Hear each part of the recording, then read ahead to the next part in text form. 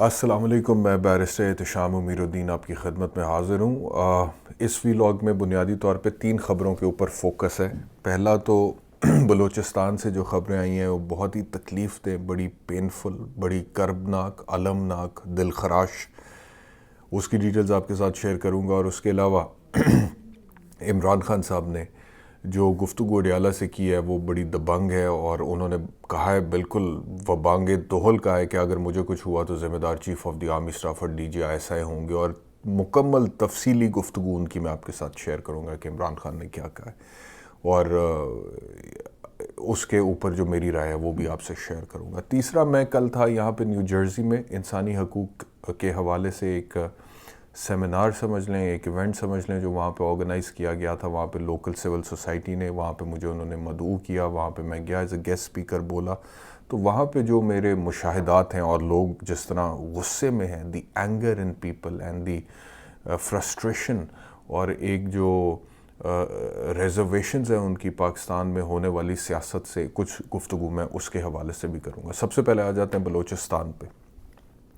اب ایک چیز جو ذہن میں رکھنے والی بات ہے کہ ابھی ہم اس ٹائم میں یہ واقعات ہو رہے ہیں بلوچستان میں کہ جب پاکستان کی ریاست کا زیادہ تر فوکس ڈیجیٹل دہشت گردوں کے اوپر ہے، اور جب ڈیجیٹل دہشت گرد کی بات کی جاتی ہے، چاہے وہ chief of the army staff کی طرف سے کی جائے یا پھر حکومت وقت کے کسی وزیر یا وزیر اعظم کی طرف سے کی جائے، تو سب کو پتہ ہے کہ بنیادی طور پہ وہ اشارہ جو ہے وہ پاکستان تحریک انصاف کی طرف ہے۔ اب پاکستان تحریک انصاف، یہ بھی سب کو پتہ ہے کہ پاکستان کی ایک مین سٹریم پولیٹیکل پارٹی ہے، سب سے زیادہ مقبول ہے، لیڈر ان کا سب سے زیادہ مقبول ہے، لیکن دین اگین اس پارٹی کے حوالے سے جب بات کی جائے تو ڈیجیٹل دہشت گردی اور اس طرح کی اصلاحات کا استعمال اگر کیا جائے، اور وہ بھی ایسے وقت پہ کہ جب گراؤنڈ پہ یہ حالات ہیں کہ بلوچستان میں 3 مختلف علاقوں میں دہشت گرد حملوں میں 37 افراد کے جاں بحق ہونے کی خبر ہے۔ مثال کے طور پہ موسیٰ خیل سے خبر ہے کہ 23 افراد کو بسوں سے اتار کر گولیوں سے بھون دیا گیا، اور گولیاں مارنے سے پہلے یہ تسلی کی گئی ہے کہ یہ پنجابی ہیں، اور ان کو شناخت کرنے کے بعد، ان کی آئیڈینٹیفیکیشن کے بعد، this was a case of target killing, کہ صرف اس وجہ سے کہ وہ پنجابی ہیں ان کو گولیاں مار کے قتل کر دیا۔ اس کے بعد بسوں اور ٹرکوں کے ڈرائیورز کو اتار کر بھی قتل کیا گیا۔ ایک اور جگہ سے بلوچستان سے 10 افراد کے جاں بحق ہونے کی خبر ہے، جس میں ایک پولیس کا سب انسپیکٹر، 4 لیویز کے آفیسرز، اہلکار، اور 5 شہری شامل ہیں۔ ایک اور جگہ سے خبر ہے بولان سے کہ 4 لاشیں برآمد ہوئی ہیں اور ان لوگوں کو گولیاں مار کر قتل کیا گیا تھا۔ ایک اور جگہ سے گزشتہ رات نامعلوم حملہ آوروں نے اسسٹنٹ کمشنر کلات آفتاب احمد پر حملہ کیا، جس سے وہ زخمی ہو گئے۔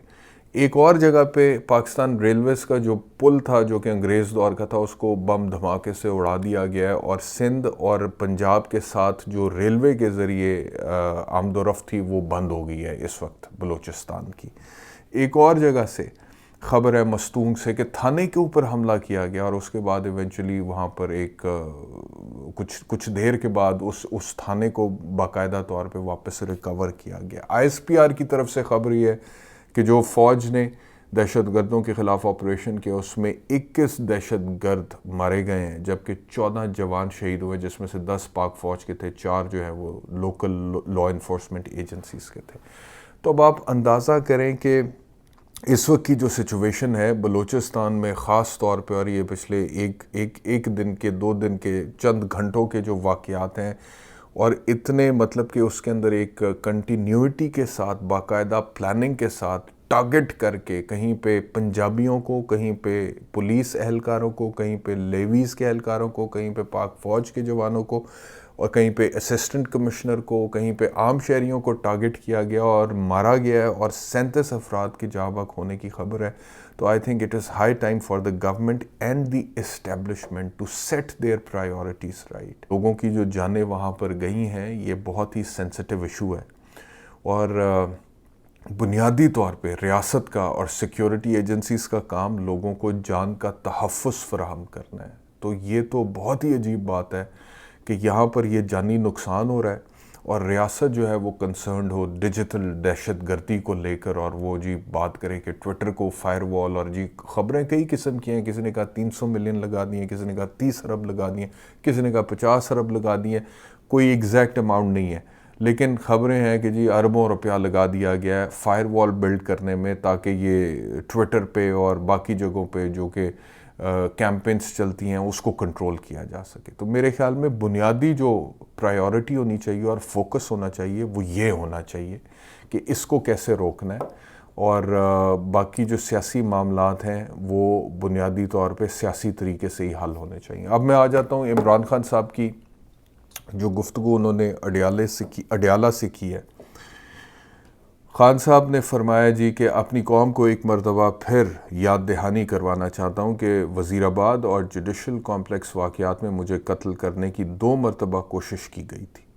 وزیر آباد واقعے کی CCTV فوٹیج ISI نے چوری کی، جہاں مجھ پر حملہ ہوا وہاں کا کنٹرول رات کو ISI نے سنبھال لیا تھا۔ اب ایک مرتبہ پھر سے ان کی ٹانگیں کانپ رہی ہیں، بوکھلا کر انہوں نے جیل میں سختی بڑھا دی ہے۔ میرے ساتھ تعینات عملہ جو چیک کرتا تھا کہ کھانے میں زہر تو نہیں کو 4تھی مرتبہ تبدیل کر دیا گیا۔ مجھے جس سیل میں رکھا ہے وہ اوون کی طرح گرم ہے، اس لیے پسینہ آتا ہے، مگر ان تکلیف کے باوجود میں کوئی ریلیف نہیں چاہتا۔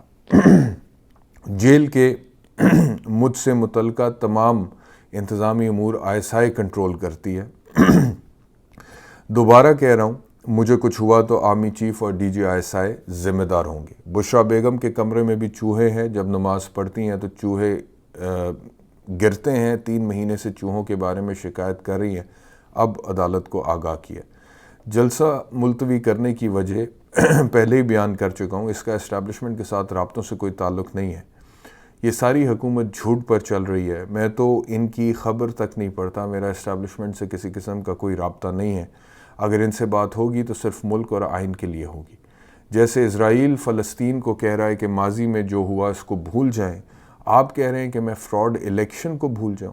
امن و امان انصاف سے آتا ہے، مشرقی پاکستان والے انصاف مانگ رہے تھے، ہمارے خلاف نہیں تھے۔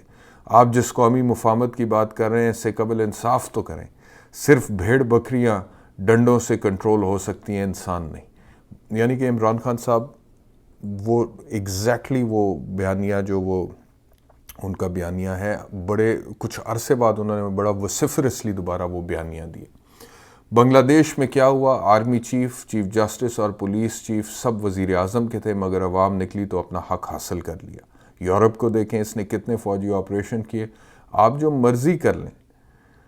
8 فروری کو آپ کا بیانیہ قوم نے مسترد کر دیا۔ لوگ آرمی سے پیار کرتے ہیں کیونکہ وہ ہمیں تحفظ دیتے ہیں۔ 8 فروری کے الیکشن سے قبل 9 مئی کی آڑ میں عوام پر فالس فلیگ آپریشن کیا گیا۔ اس آپریشن میں ہم پر تشدد کیا گیا، ہماری پارٹی پر پابندی لگائی گئی، لیکن عوام نے اپنی رائے کا بھرپور اظہار کرتے ہوئے ہر بیانیے کو مسترد کر دیا۔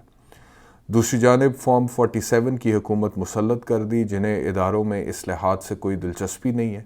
انہوں نے صرف قرض لیے، جس سے مہنگائی بڑھی۔ تمام اثاثے بیرون ملک ہونے کے باعث انہیں پاکستان کی ترقی یا تنزلی سے کوئی لینا دینا نہیں۔ بڑی ملٹی نیشنل کمپنیاں اور پروفیشنلز ملک چھوڑ کر جا رہے ہیں، جس سے بے روزگاری اور مزید مہنگائی کا دور آ رہا ہے۔ شوکت خانم کے CEO نے بتایا کہ پروفیشنلز کے باہر جانے سے ادارہ چلانے میں مشکل ہو رہی ہے۔ منصوبہ بندی اور اصلاحات صرف مینڈیٹ والی حکومت کر سکتی ہے۔ اگر عوام تنقید کرے تو یہ ڈیجیٹل دہشت گرد بنا دیتے ہیں۔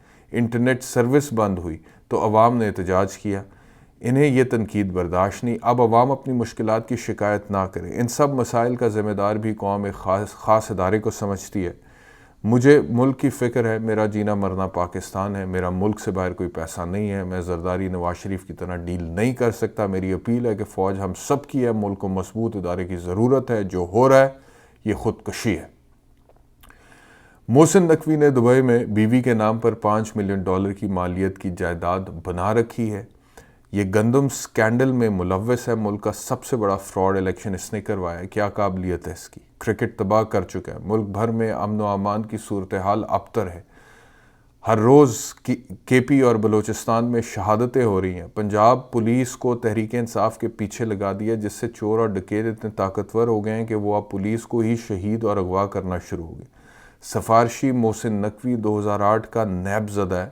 کرکٹ واحد کھیل ہے جسے پوری قومی پوری قوم ٹی وی پر بڑی دلچسپی سے دیکھتی ہے. طاقتوروں نے اپنی جارحداری قائم کرنے کے لیے ایک سفارشی کو لا کر کرکٹ بھی تباہ کر دی. پہلی دفعہ ایسا ہوا کہ ورلڈ کپ میں پہلی 4 اور T20 کی 8 ٹیموں میں ٹیموں تک میں جگہ نہ بنا سکے, اور پھر کل بنگلہ دیش سے ٹیسٹ میچ میں بری طرح شکست کھا کر نئی تاریخ رقم کر دی. اچھا میں آپ کو ایک بات بتاؤں, یہ جو بنگلہ دیش سے شکست اور باقی شکستیں, یہ جو ٹیم ہے نا, ان کی پرفارمنس سے مجھے بڑے عرصے سے کوئی خاص دلچسپی رہی نہیں, کیونکہ یہ بیچارے ایسے ڈر کے کھیلتے ہیں کہ جیسے پتہ نہیں کیا ہو جائے گا, جیسے پتہ نہیں میدان جنگ میں اترنے لگے, وہاں پہ گولیاں بندوقیں چلنی ہیں, اس طرح سے وہ کھیلتے ہیں. تو اتنا مجھے ایموشنلی انوالو ہونے کا شوق ہی نہیں ہے اس طرح کے ریپریزنٹیٹیوز کے کھیل میں. لیکن یہ جو محسن نقوی والا پوائنٹ ہے نا عمران خان کا, کہ جی ایک ہی کھیل ہے جس کو پوری قوم دیکھتی ہے, اور اس کا بھی آپ نے چیئرمین پی سی بی اس کو محسن نقوی کو لگا دیا, اس کی کیا کوالیفیکیشن ہے؟ تو سوائے سفارشی ہونے کے کیا مطلب کہ کیا یہ کم تھا کہ محسن نقوی کو آپ نے نگران وزیر اعلیٰ پنجاب لگایا, اور اتنی دیر لگایا کہ ایسے لگایا کہ جیسے نگران نہیں, وہ تو اصل وزیر اعلیٰ پنجاب ہے. پھر وہاں سے اس کو فارغ کیا ہے آپ نے, اس کو انٹیریئر منسٹر لگا دیا, یہ کم تھا. پھر یہ بھی کافی نہیں تھا تو آپ نے اسے چیئرمین پی سی بی بھی لگا دیا. مطلب کہ صرف اس لیے کہ چند اوپر جو ہیلم آف دی افیئرس پہ حضرات بیٹھے ہوئے ہیں, اس کے ساتھ محسن نقوی کی بڑی بنتی ہے اور دوستی ہے, تو پورا ملک ہی محسن نقوی کا ہے. وہ جیسے مرضی چاہے, وہ پنجاب اس کا, وزارت داخلہ اس کی, پی سی بی کا چیئرمین بھی وہی. اس طرح ملک تو تباہ ہوتے ہیں, ادارے تباہ ہوتے ہیں. ٹھیک ہے, یہ بات تو فیکٹ ہے. آگے پڑھتے ہیں جی. اچھا جی, آج بنگلہ دیش سے بھی 10 وکٹوں سے ہار گئے. سب کی وجہ سے سارا مسئلہ ایک ادارے پر گر رہا ہے. بہرحال یہ عمران خان صاحب کی گفتگو ہے, اور اس گفتگو میں انہوں نے بہت سارے ایشوز کو ٹچ کیے ہیں, جو کہ سارے میں سمجھتا ہوں کہ بڑے جینون ایشوز ہیں پاکستان کے, اور یہ مسائل ہیں.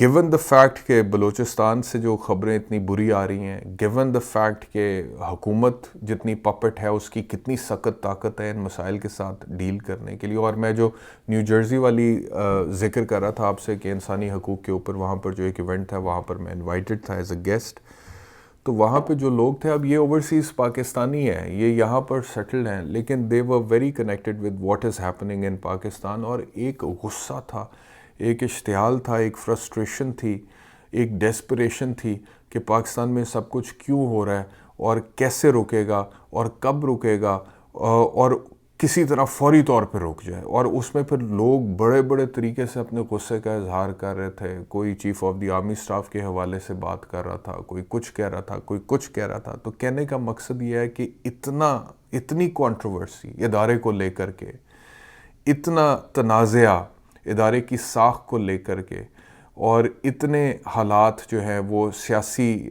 جو پولیٹیکل انسٹیبلٹی کا شکار اس حد تک ہونا, یہ کبھی سوچا نہیں تھا 2-2.5 سال پہلے کہ سچویشن یہاں تک آ جائے گی. لیکن افسوس کی بات یہ ہے کہ اب مطلب کہ عام آدمی جو ہے وہ اتنے دھڑلے سے بات کر دیتا ہے, جو کل بھی میں نے وہاں پر دیکھا ہے, بلکہ عجیب و غریب قسم کے سوال, عجیب و غریب قسم کی باتیں, ایک اینگر, ایک عجیب سا ان کے اندر تھا. اور پھر ان کو میں مطلب کہ جب مجھ سے وہ سوال کرتے تھے, میں کہتا تھا کہ دیکھیں قانونی طور پہ یہ ایسے نہیں, یہ ایسے ہے.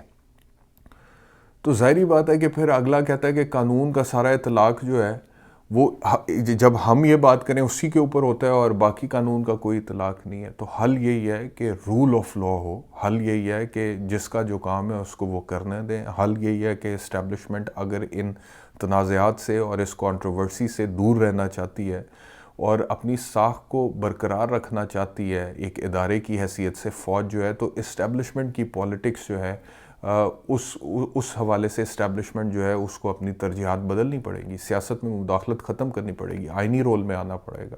فوج کا جو کام ہے ڈیفنس کا, فوج کی جو ٹاپ ملٹری لیڈرشپ ہے اس کو اسی حد تک محدود رہنا پڑے گا. ادروائز یہ تو سارا نزلہ سیاسی جو ہے وہ آپ کے اوپر گر رہا ہے. اور پھر یہ نہیں کہ ایم ہی گر رہا ہے, وہ اس وجہ سے گر رہا ہے کیونکہ آپ مداخلت کرتے ہیں, آپ حکومتیں بناتے اور گراتے ہیں, آپ ملک چلانا چاہتے ہیں سول گورنمنٹ سے آگے نکل کے, اور چلا رہے ہیں. تو اس کی وجہ سے جو ہے وہ ساری سچویشن ہے. تو میں یہ سمجھتا ہوں کہ دس از ہائی ٹائم کہ اسٹیبلشمنٹ جو ہے وہ اس چیز کا نوٹس لیتے ہوئے اپنی سوچ میں اور اپنے عمل میں کوئی تبدیلی لائے, نہیں تو ملک واقعی اس وقت تباہی کے دہانے کی طرف جا رہا ہے, اور یہ کوئی اچھی بات نہیں. اس ویلاگ میں اتنا ہی. انشاءاللہ آپ سے دوبارہ ملاقات ہوگی. اپنا خیال رکھیے. اللہ حافظ.